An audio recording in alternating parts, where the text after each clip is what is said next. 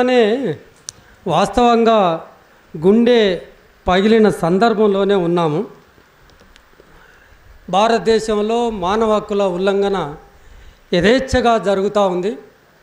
మానవత్వం సంక్షోభంలో పడిపోయిన సందర్భంలో ఉన్నాం. రాజ్యాంగం, జీవించే హక్కు పూర్తిగా విధ్వంసం కాబడుతున్న సందర్భంలో ఇక్కడ సమావేశమైన సందర్భం ఇది. మనం ఎన్కౌంటర్లని ఇంతవరకు అనేవాళ్ళం, కానీ ఇవి ఎన్కౌంటర్లు కాదు, ఏకపక్ష దాడులు. అటువైపు నుంచి మరో తూటాకు అవకాశం లేకుండా చంపుతున్న సందర్భంలో వేదనాభరితమైన నేపథ్యంలో ఇక్కడ ఉన్నాం. కానీ అధ్యక్షులు సాంబమూర్తి గుండెకోట అమరత్వం, ఆ ఘటన ఏమాత్రం గుండెకోత కాదు. ఇది గుండె నిబ్బరం చేసుకోవాల్సిన సందర్భంలో మనం ఉన్నాం.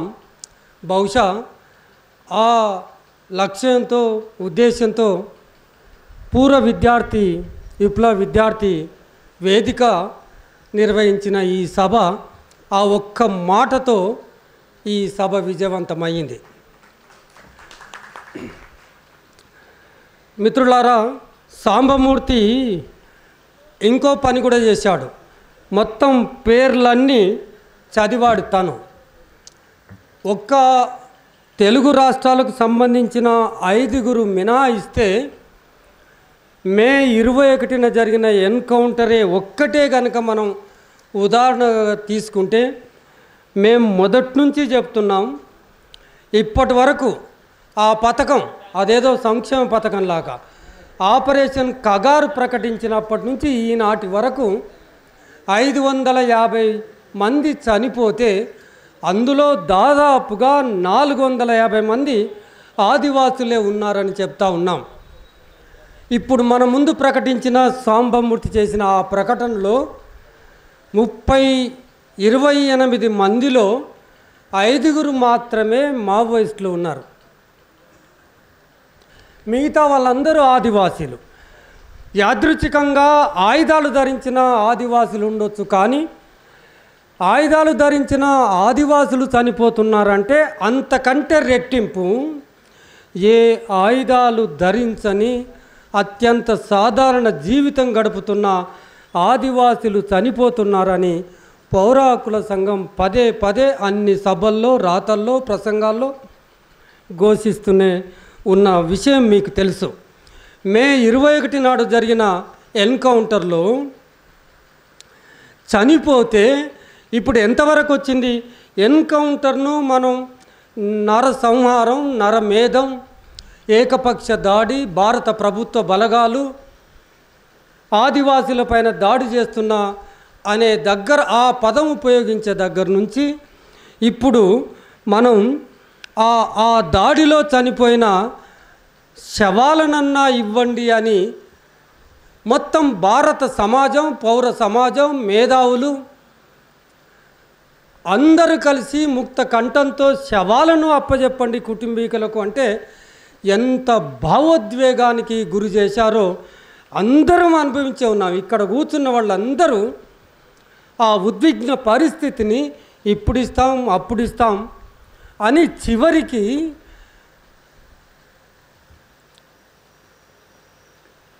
మతోన్మాదం అధికారమయ్యి అధికారాన్ని అడ్డు పెట్టుకొని ఫాసిస్ట్గా మారి చంపేసిన శవాలకు కూడా హక్కులు ఉంటాయని మనం చెబుతూనే ఉన్నాం. ఆర్టికల్ 21 చెబుతూనే ఉంది, శవాలను, కుటుంబీకులను బంధించి చంపేసే అధికారం ఎవరిచ్చారని సభా వేదికగా అడుగుతూ ఉన్నాం. ఏ చట్టాలను అనుసరిస్తున్నారు? ఏ రాజ్యాంగ విలువలను కాపాడుతున్నారు? మీరు చరిత్రలో ఎట్లా మిగిలిపోతారు? ఇంత బాహాటంగా చంపేసి కాల్చేస్తే ప్రజల ఆగ్రహానికి తప్పకుండా గురవుతారని మొదటి నుంచి రాజ్యం హింసను నమ్ముకొనునే రాజ్యానికి మొదటి నుంచి చెబుతూనే ఉన్నాం.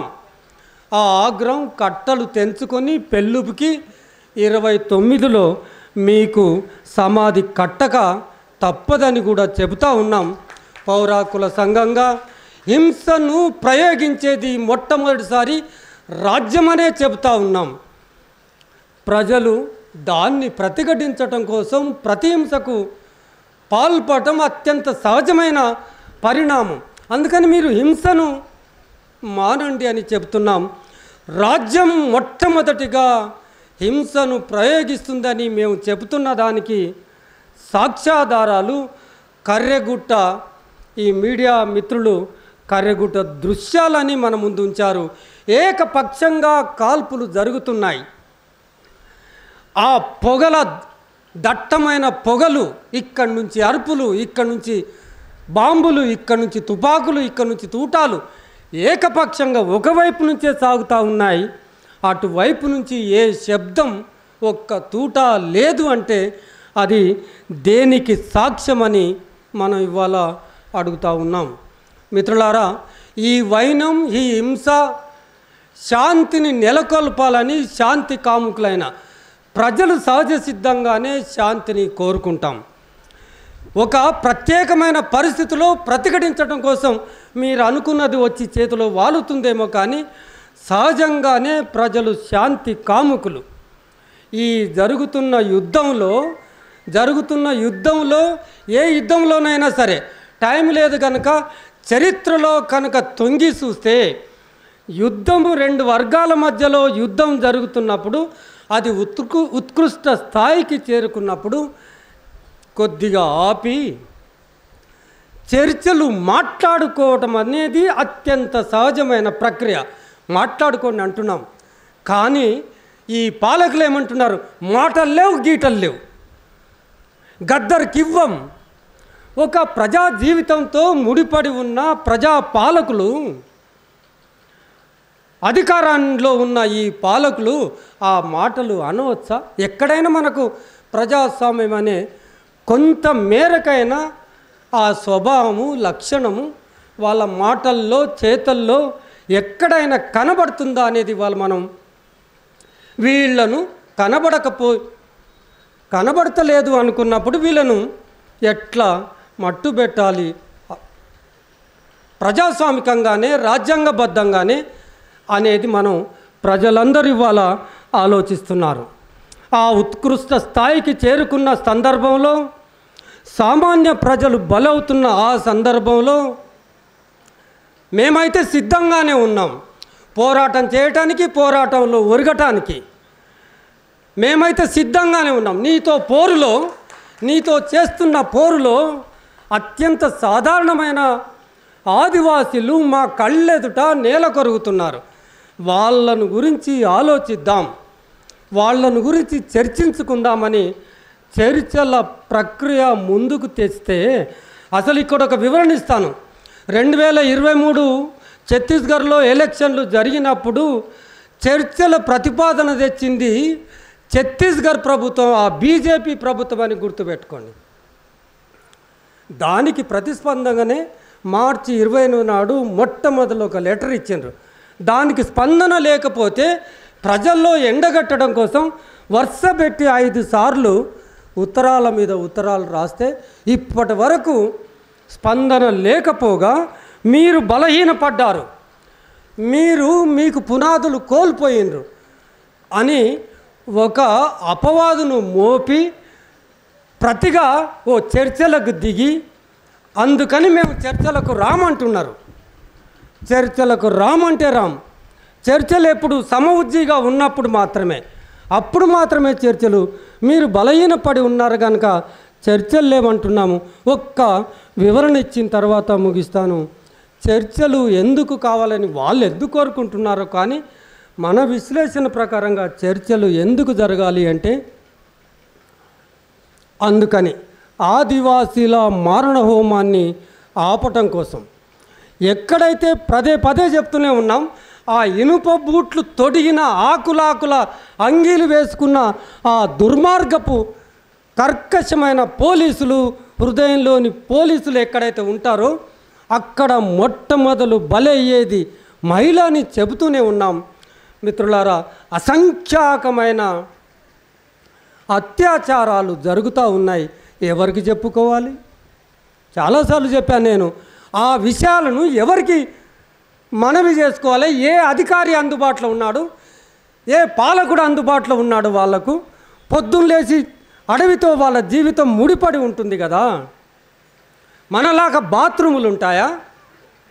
పొద్దున్న లేచి కాలకృత్యాలకు అడవికే పోవాలి, పండ్లు పలహారాలు తెచ్చుకొని తినడానికి అడవికే పోవాలి, వంట చేసుకోవాలంటే కట్టెలు తెచ్చుకోవడానికి అడవికే పోవాలి.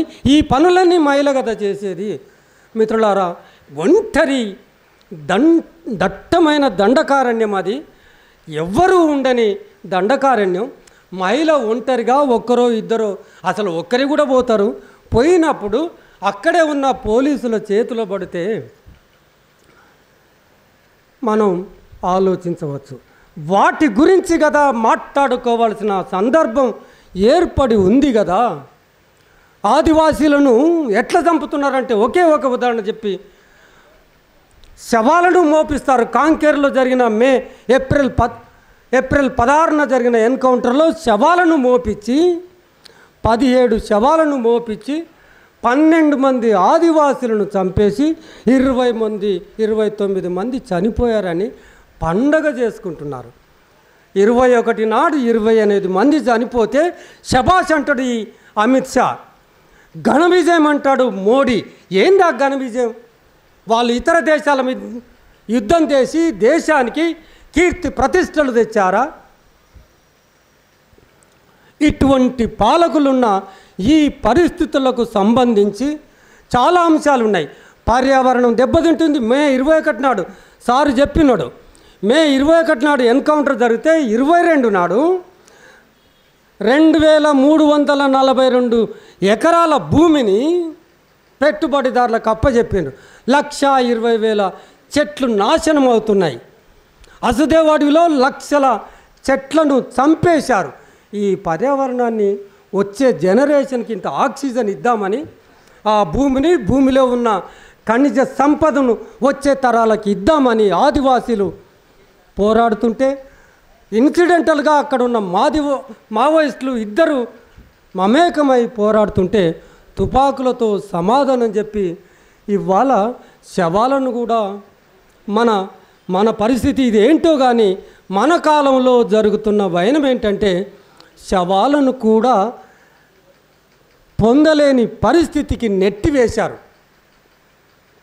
ఇప్పుడు మన ముందు ఉన్న సవాలు, నువ్వు చంపితే చంపావు. వినూత్నంగా ఆలోచించాల్సిన సందర్భం ఏంటంటే, చంపినవు సరే, ఆ హింసను మేము కోరుకోం, కానీ శవాలను మనం ఎట్లా స్వాధీనం చేసుకోవాలో పాత అనుభవంలోంచి వినూత్నంగా, క్రియాశీలకంగా, సృజనాత్మకంగా ఆలోచించాలని కోరుతూ ఈ అవకాశం ఇచ్చిన ఈ వేదికకు ధన్యవాదాలతో, మీ అందరికీ ధన్యవాదాలతో ముగిస్తున్నాను.